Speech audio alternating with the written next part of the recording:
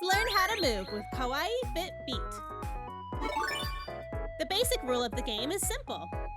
Arrows go across the moveset bar to tell you what move to do next. When the arrow reaches the icon, do the corresponding move. I'll be doing the moves with you, so if you're ever unsure, just copy what I do. This is your moveset. These bars indicate what types of moves you'll do. There are 4 major move types: squats, calf raises, punches, and side crunches. The arrows will tell you how to do the move. Let's try with punches first. When this right arrow reaches the icon, punch with your right hand. Punch. Punch. Great work. Now let's try the left hand. Punch. Punch. Awesome job. Super easy, right?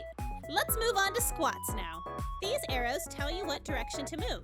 When the down arrow reaches the icon, crouch down into a squat position. And when the arrow is up, stand back up to your starting position. Ready to try it? Squat down. Stand up. Down. Up. Nice. Calf raises work the same way. When the arrow points up, raise up onto your toes.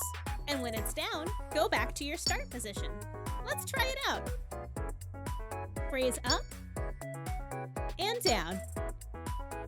Up and down. All right.